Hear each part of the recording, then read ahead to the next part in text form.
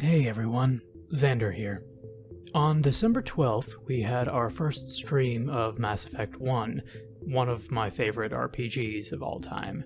I consider it to be one of the greats, up there with Neverwinter Nights and Baldur's Gate, and Bix has never played it, so in anticipation for the Legendary Edition and the new game that was also just announced, I decided now was the time to really jump in. So our first stream had a few audio issues, but the footage is intact. So for the sake of brevity and saving you guys some serious ear pain and headaches, here's a kind of a quick recap of what we covered in our first 3-hour stream, just to get everybody up to speed. In the year 2148, explorers on Mars discovered the remains of an ancient spacefaring civilization. In the decades that followed, these mysterious artifacts revealed startling new technologies, enabling travel to the furthest stars. The basis for this incredible technology was a force that controlled the very fabric of space and time. They called it the greatest discovery in human history. The civilizations of the galaxy call it Mass Effect.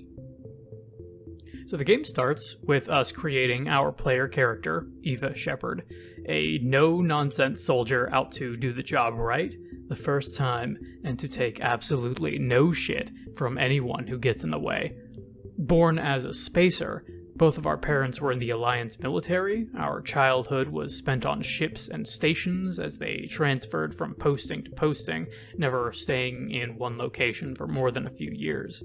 Following in our parents' footsteps, we enlisted at the age of 18. We also gave her the ruthless personality type.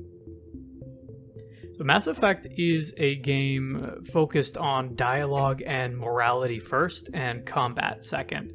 This was BioWare's transition from CRPGs like Knights of the Old Republic and Jade Empire into, action RPGs primarily designed for consoles. And it really shows. Each game gets slightly better at its combat, but this first one is especially rough and clunky in that regard, but that's okay. Again, the majority of this game boils down to making choices, learning about the world, and talking to people to solve most of the problems. If you like the slower, story-focused nature of Star Trek, as opposed to the more Hollywood action of Star Wars, you're pretty much at home here. So as Commander Shepard, we find ourselves on board the Normandy, a stealth-based spaceship on its way to the colony of Eden Prime. You get some intel that it's being attacked, and you're sent in to check things out. Along with you are your human squad mates, Caden Alenko and Private Jenkins, the latter of which dies in classic redshirt style about 2 minutes into the mission. You're also joined by Nihilus, a Turian Spectre. Turians being an alien species, the first species humanity met upon its discovery of the larger universe that the game takes place in. He's essentially there to oversee your mission progress and evaluate whether or not you're worthy of being a Spectre yourself, which would be a huge boon for humanity, as Spectres serve as sort of a secret agent slash Jedi kind of deal for the Council that provides over much of established space.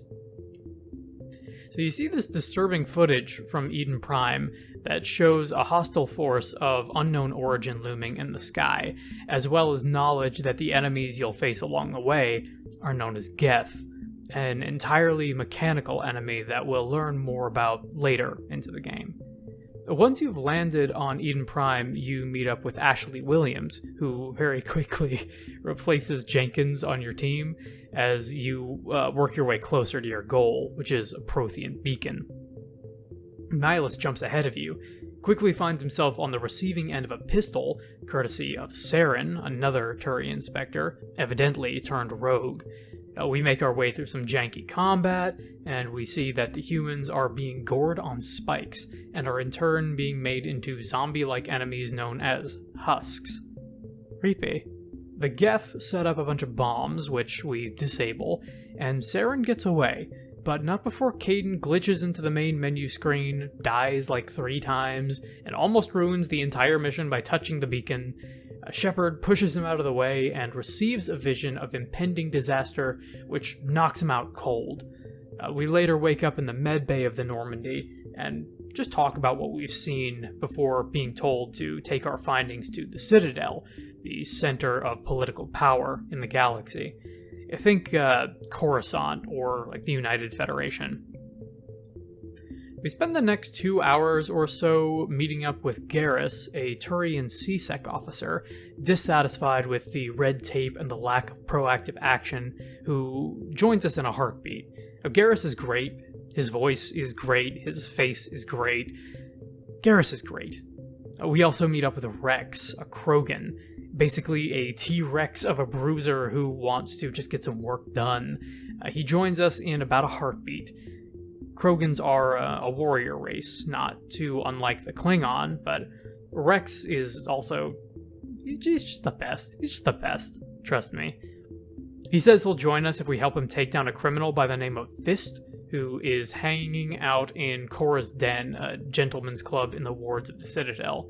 We kind of spend this next section mostly getting our bearings and walking around and, kind of solving a couple of side quests here and there, but we also met up with a third potential party member, Tali for short.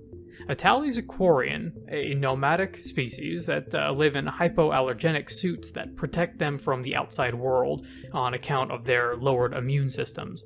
She's on something of a rite of passage in the form of a pilgrimage, during which she came across audio evidence of Saren generally being a bad dude, a space racist, a traitor to the Council, and he's got some plans to bring back the Reapers, a long-thought vanished race that exterminated the aforementioned Protheans.